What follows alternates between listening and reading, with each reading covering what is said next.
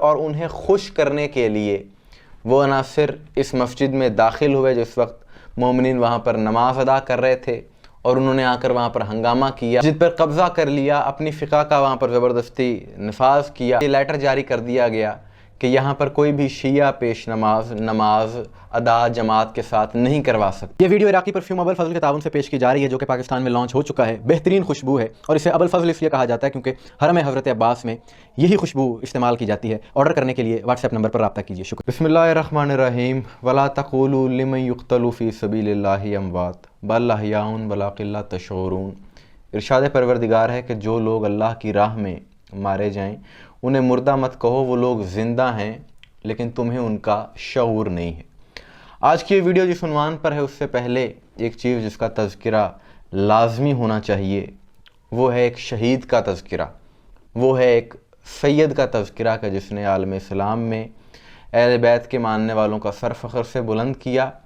اور آج اس کے جنازے میں 7 لاکھ سے زائد افراد نے شرکت کر کے انہیں خراج تحسین پیش کر کے یہ بات ثابت کی کہ جو شخص بھی اپنے آپ کو اہل بیت کے مشن کے لیے منسوب کر لیتا ہے، وقف کر دیتا ہے، تو پھر اس کا نام سدا باقی رہتا ہے۔ لیکن ایسے افراد، ایسے شہید اور ایسے نظریات رکھنے والے افراد کی فکر سے دشمن کو بہت زیادہ تکلیف رہتی ہے۔ دشمن کی آنکھوں میں کانٹے کی طرح چبھتے ہیں یہ لوگ، مرنے کے بعد ان کا نظریہ دشمن کو تنگ کرتا رہتا ہے۔ اور اسی حوالے سے آج کی یہ ویڈیو بھی ہے کہ کس طرح سے عالمی سطح پر ایک سازش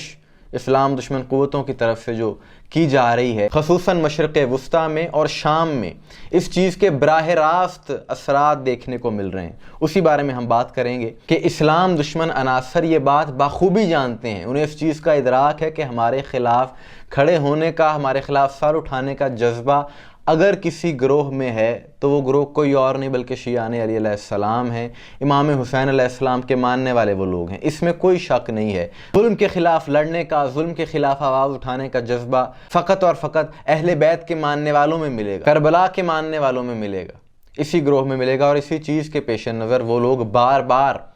سازشیں کر رہے ہیں حسینیوں کے خلاف، علی والوں کے خلاف، اور بار بار ان کی طرف سے اقدامات کیے جا رہے ہیں۔ گزشتہ دنوں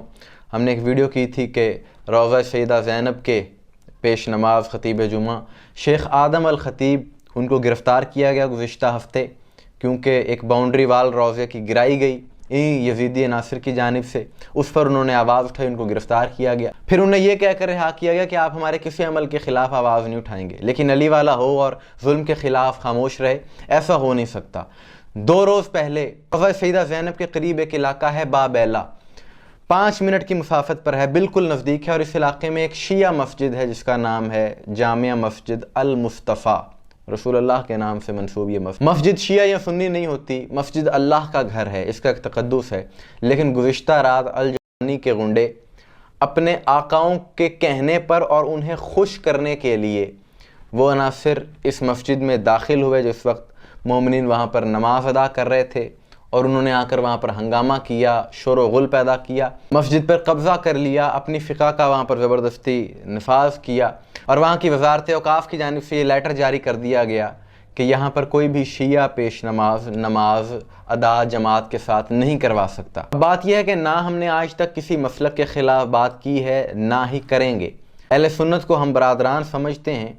اور یہ وقت کی اہم ضرورت ہے، لوگوں کو یہی بات سمجھنے کی ضرورت ہے کہ یہ جو سب کچھ کیا جا رہا ہے یہ ایک ایجنڈے کے تحت کیا جا رہا ہے۔ اس سارے مسئلے کو شیعہ سنی رنگ کس لیے دیا جا رہا ہے،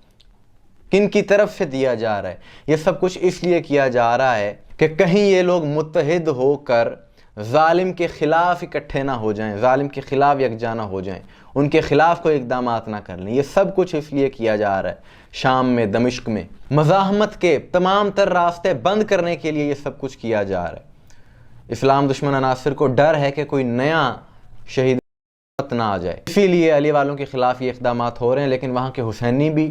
ڈٹ چکے ہیں اس ظلم کے خلاف۔ شیخ آدم الخطیب نے جس وقت اس مسجد پر دھاوا بولا گیا وہ وہاں پر موجود تھے، اور انہوں نے یہ بات واضح کی ہے کہ ہم نہیں چاہتے کہ کوئی فتنہ ہو، کوئی فساد ہو۔ یہ پیغام ہم دینا چاہتے ہیں ساری دنیا کو کہ کہ اس طرح زبردستی تم لوگ ہمیں اپنے نظریات سے ہٹا نہیں سکتے۔ کچھ ہفتے پہلے ہم نے بھی اس چیز پر بات کی تھی کہ دمشق میں جو کچھ ہو رہا ہے کہ وہاں کے جو تکفیری عناصر ہیں وہ لوگ اگر اپنی فقہ کے مطابق کوئی مسجد بنانا چاہتے ہیں، کوئی مدرسہ بنانا چاہتے ہیں تو 100 بار بنائیں، لیکن ان کا مسئلہ یہ ہے کہ وہ ایک مسلک کا مدرسہ مسجد اس کو گرا کر، اس کو ختم کر کے اس کی جگہ پر اپنا مدرسہ اور مسجد بنانا چاہتے ہیں، زبردستی اپنی فقہ کا نفاذ چاہتے ہیں۔ لیکن اس طرح سے کبھی بھی آپ نہ کامیاب ہو سکتے ہیں اپنے نظریے میں اور نہ کسی کو دبا سکتے ہیں، بلکہ جب بھی کسی نظریے کو زبردستی اور ظلم کے ذریعے دبانے کی کوشش کی جاتی ہے تو وہ نظریہ اتنا ہی ابھر کر سامنے آتا ہے، وہ اتنا ہی واضح ہوتا ہے۔ اور دشمن کو یہ بات بھی یاد رکھنی چاہیے، کسی بھول میں نہیں انہیں رہنا چاہیے کہ مومنین موت سے نہیں ڈرتے بلکہ شہادت کو اپنے لیے سعادت سمجھتے ہیں۔ آج ساری دنیا نے دیکھ لیا کہ کتنی سفری پابندیوں کے باوجود ایئر لائنز پروازیں منقطع کی گئیں، ایئر لائنز کو بند کیا گیا، اس کے باوجود ساری دنیا سے لاکھوں کی تعداد میں افراد وہاں پر پہنچے، جنازے میں شرکت کی اور یہ ثابت کر دیا کہ ظلم کرنے سے نظریات اور جذبے نہیں دبائے جا سکتے۔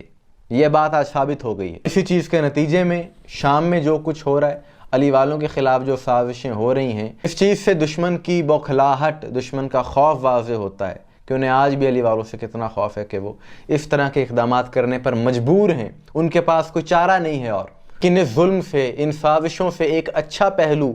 جو ساری دنیا کے سامنے گیا ہے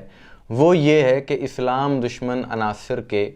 اعلی کار جب بھی بنے ہیں وہ یزید کے چاہنے والے ہی بنے ہیں۔ یہ بات ساری دنیا کے سامنے آ گئی اور یہ بڑی خوشائن بات ہے۔ آج سب کو پتہ چل چکا ہے کہ حق کی طرفداری کرنے والے کون ہیں، حق کے لیے اپنی جانیں قربان کرنے والے کون ہیں، بلا تفریق مسلک مظلوم کے لیے قربانیاں دینے والے کون ہیں، اور اپنے آپ کو، اپنے ضمیر کو بیچنے والے کون ہیں اسلام دشمن عناصر کے آگے۔ یہ بات ساری دنیا کے سامنے آ چکی ہے، اس میں کوئی شک نہیں رہا۔ اور اب بھی وقت ہے، تمام عالم اسلام کو چاہیے کہ مسلکی تعصب سے نکل کر، مسلکی تفریق سے نکل کر،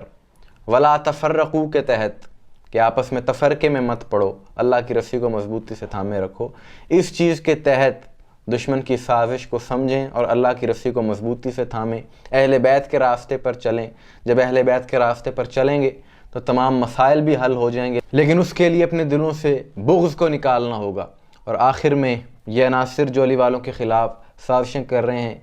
ایک شاعر کا کیا خوب شعر ہے کہ ایک شعر آپ نے سنا ہوگا کہ ظلم تو ظلم ہے، بڑھتا ہے تو مٹ جاتا ہے۔ تو کسی نے کہا کفر تو کفر ہے، کب دل سے نکل جاتا ہے، کلمہ پڑھنے سے بھی کیا باپ بدل جاتا ہے۔ مومنین اکرام، آپ کی اس حوالے سے کیا رائے ہے کمنٹس میں ضرور بتائیے گا، مجھے دعا میں یاد رکھیے گا۔ السلام علیکم ورحمۃ اللہ۔